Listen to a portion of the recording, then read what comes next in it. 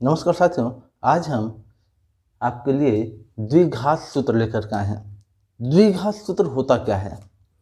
आप सभी 9वीं और 10वीं के खासकर जो विद्यार्थी हैं वो भी कभी कभी इसमें कंफ्यूज होते हैं और ये महत्वपूर्ण टॉपिक होता है। द्विघात सूत्र होता है आपका x equal minus B plus minus root of B square minus 4ac by 2a। अब इसमें a, b और c है क्या? इसके लिए जो मानक वर्ग समीकरण है वो आपको मालूम होना चाहिए। तो मानक वर्ग समीकरण क्या होता है?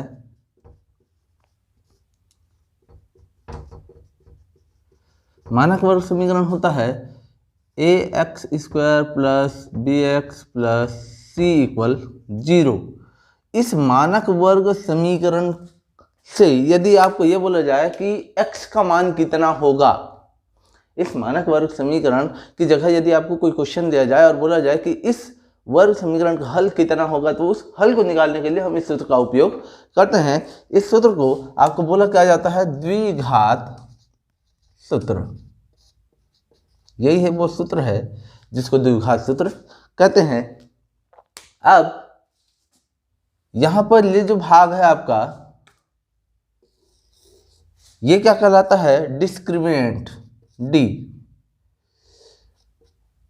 जो कि बराबर होता है कितना के? बी स्क्वायर माइनस 4ac के। अब ये जो डिस्क्रिमिनेंट है, जो डी है, इसको हिंदी में विभेदक, विविक्तकर के नाम से भी जाना जाता है। इंग्लिश में इसको डिस्क्रिमिनेंट कहते हैं।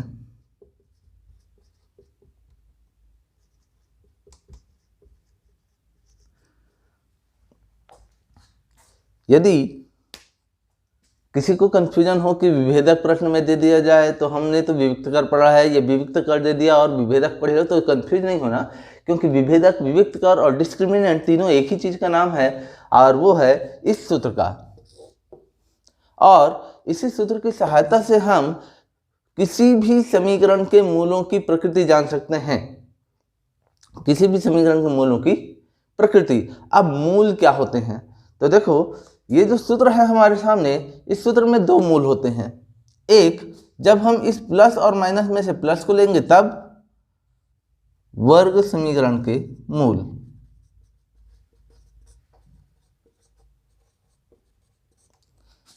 x बराबर 1 होता है minus B plus root of B square minus 4ac by 2a, और इस मूल को बोला जाता है अल्फा। दूसरा, x बराबर, यदि हम इसमें से माइनस वाला चिन्ह ले लें, minus B minus root of B square minus 4ac by 2a, ये कहलाता है बीटा, और ये अल्फा और बीटा ही क्या है? इसके मूल है। अब मूलों की प्रकृति मतलब ये जो अल्फा है या बीटा है वो पॉजिटिव होगा, निगेटिव होगा या शून्य होगा, धनात्मक, ऋणात्मक या शून्य होगा। तो क्या होगा, इसको जानने के लिए हमको यूज करना होता है इस विभेदक या डिस्क्रिमिनेंट का। कैसे हम ये पता लगाएंगे कि इसके जो आंसर आएंगे वो प्लस में होगा कि माइनस में? मान लें, तो सबसे पहले तो हम सूत्र बताते हैं, फिर एक उदाहरण लेकर के किसी प्रश्न को बताएंगे। मान लो जैसे कि ये प्रश्न है आपका, इसके मूल जो है d बड़ा हो जाए किससे? 0 से। d बड़ा हो मतलब डिस्क्रिमिनेंट, मतलब इसका जो हल आए वो 0 से बड़ा है। 0 से बड़ा किसको बोलेंगे? जो पॉजिटिव नंबर होंगे। तब मूल जो है क्या होगा? धनात्मक होगा। यदि d जो है या डिस्क्रिमिनेंट 0 से क्या हो जाए? छोटा हो जाए, तब क्या होगा? मूल काल्पनिक होगा। और यदि d जो है 0 के ही बराबर हो जाए तब तो मूल वास्तविक होगा। लेकिन मान जो है दोनों के समान आएंगे और इसमें असमान आएंगे। मतलब जो अल्फा और बीटा के मान आएंगे वो यदि d का वैल्यू 0 से बड़ा होता है तो असमान आएगा, दोनों अलग अलग आएगा, अल्फा का मान अलग मिलेगा, बीटा का मान अलग मिलेगा। लेकिन यदि d का वैल्यू 0 हो जाए तो अल्फा और बीटा दोनों के मान क्या आएंगे, समान आएंगे। हम कुछ प्रश्न लेकर के देखते हैं। ये जो पार्ट है ये हमेशा एसएससी, पीएससी या अन्य जितने भी कंपटीशन एग्जाम होते हैं, AIEEE, NEET, REET, SLET, NET, सब में ये बहुत ही इंपॉर्टेंट सूत्र होता है। ये केवल 9वीं 10वीं के विद्यार्थियों के लिए ही नहीं, पूरे लाइफ टाइम के लिए यूज होता है जो कंपटीशन एग्जाम की तैयारी करता है या करने वाला होता है। अब हम क्या करते हैं, कुछ उदाहरण लेकर के इसको हल करते हैं। जैसे मान ले क्वेश्चन हमने लिया x² minus 3x plus 6 equal 0। ये हमारा समीकरण है। अब हम ये कैसे जानेंगे कि अल्फा और बीटा के मान जो है धनात्मक होगा कि ऋणात्मक होगा? तो हमारे पास जो सूत्र है, कौन सा सूत्र है? d बराबर क्या होता है? b² minus 4ac। अब ये सूत्र में हमको क्या करना है, पहले तो इससे तुलना करना होता है। जब हम तुलना करते हैं तो हम देखते हैं यहाँ a है, a की जगह यहाँ पर कुछ नहीं है, कुछ नहीं है मतलब 1 तो रहता है ना, तो a बराबर क्या हो गया 1। यहाँ b है और b की जगह यहाँ कितना है -3, तो b बराबर आपको क्या मिल गया -3। और यहाँ c है और c की जगह जितना यहाँ क्या है 6 है, तो c बराबर क्या हो गया 6। अब जब ये आपको मान मिल जाएंगे तो आपको क्या करना है, इस सूत्र में मान रख देना है। अब सूत्र में जब मान रखते हैं तो ये क्या हो जाता है, d बराबर b की जगह आपको कितना रखना है -3, तो ये -3 और यहाँ स्क्वायर है इसलिए क्या हो जाएगा स्क्वायर -4। a की जगह कितना रखना है 1 रखना है और c की जगह कितना रखना है 6। अब यहाँ 3 का वर्ग -3 का वर्ग भी पॉजिटिव होता है तो कितना हो जाएगा 9 हो जाएगा, -4 एकम 4 और 6 से गुणा करेंगे तो 6 चौक कितना हो जाएगा 24। अब d यहाँ पर क्या हुआ, 9 में से 24 घट जाएगा तो मतलब माइनस में कितना आएगा, -15 आ जाएगा। अब चूंकि d का मान क्या आया, निगेटिव आया। अब d का मान निगेटिव मतलब क्या हुआ, d जो है छोटा हो गया 0 से। अब जब d का मान जो है 0 से छोटा है मतलब मूल क्या हो जाएंगे, काल्पनिक। और जब मूल काल्पनिक होंगे तो आपको हल नहीं मिलेगा, न तो अल्फा मिलेगा न तो बीटा मिलेगा, वो भी पॉजिटिव नंबर में। मतलब आपको वास्तविक कुछ नहीं मिलना है, आपको मिलेगा फिर इमेजिनरी नंबर आयोटा के रूप में आंसर। कब, जब d का वैल्यू जो है 0 से छोटा होगा तो आंसर आपको आयोटा में मिलेगा, डायरेक्ट आंसर नहीं मिलेगा। अब यदि हम प्रश्न चेंज कर दें, समझ में आ गया? प्रश्न यदि हम इसको चेंज कर देते हैं तो ये मान भी क्या हो जाएगा, चेंज होगा, सूत्र तो हमारा वही रहेगा।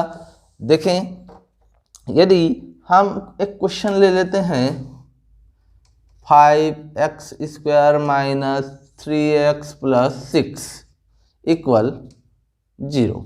अब इस सूत्र में इस समीकरण में यदि हम a, b और c के मान देखें तो a का मान कितना हो जाएगा 5, b के लिए कितना है -3 और c का मान कितना हो जाएगा 6। फिर मान रख देते हैं किसमें, इस सूत्र में, तो b² मतलब कितना हो जाएगा -3 का स्क्वायर -4, a का मान कितना है 5 है और c का मान कितना है 6 है, तो ये कितना हो जाएगा 9, 4 पंचे 20, छक्के 120। तो इस अवस्था में भी क्या आया, माइनस में ही आंसर आएगा 111। तो यहाँ भी क्या हुआ, d जो है 0 से छोटा हो गया। अब यदि देखो, पहले प्रश्न में भी और दूसरे प्रश्न में भी हमने देखा कि केवल यहाँ माइनस है, केवल b वाला टर्म में माइनस है, जबकि a और c वाले टर्म में माइनस नहीं है, तो उस अवस्था में हमेशा डी का मान क्या होगा, 0 से छोटा आएगा। मतलब आप समझ जाओ कि आपका मूल जो है क्या होगा, काल्पनिक होगा। यदि हम एक और उदाहरण लें, यदि हम एक और उदाहरण ले लें तो समीकरण को हम चेंज करते हैं। समीकरण मान लेते हैं क्या होता है, 3x² minus 2 root 8x minus 4, कुछ भी ले सकते हैं हम। तब क्या होगा, तो तब तो यही है b² माइनस 4ac। यहाँ पर b की जगह आपको कितना रखना है, माइनस 2 रूट 8, तो रख देते हैं माइनस 2 रूट 8 इसका स्क्वायर माइनस 4, जैसे कहता सा। a की जगह कितना रखना है 3, c की जगह कितना रखना है माइनस 4। अब माइनस है इसलिए इसको हमेशा ब्रैकेट में लोगे तो ये क्या हो जाएगा, माइनस 2 का स्क्वायर मतलब 4 रूट 8 का स्क्वायर मतलब 8 माइनस इस माइनस से प्लस हो जाएगा और 4 तिया 12, 12 चौक कितना हो जाएगा 48। अब ये 4 अट्ठे कितना हो जाएगा 32 और ये कितना है 48। अब हम देखेंगे कि इन दोनों को जोड़ने पर कितना हो जाएगा 80 आ जाएगा, और 80 डी जो है क्या हो जाएगा 0 से बड़ा। तो इस अवस्था में क्या होगा, मूल वास्तविक एवं असमान, वास्तविक और असमान। 10वीं के लिए बहुत ही इंपॉर्टेंट क्वेश्चन है, एग्जाम में 100% एक क्वेश्चन आएगा ही आएगा। तो यहाँ a का मान कितना हो गया 3, b का मान कितना हुआ माइनस 2 रूट 8 और c का मान कितना हुआ था माइनस 4। बस आपको मान रखना था और आसानी से हल हो जाता। यदि आपको ये वीडियो समझ में आया तो लाइक सब्सक्राइब जरूर कीजिएगा।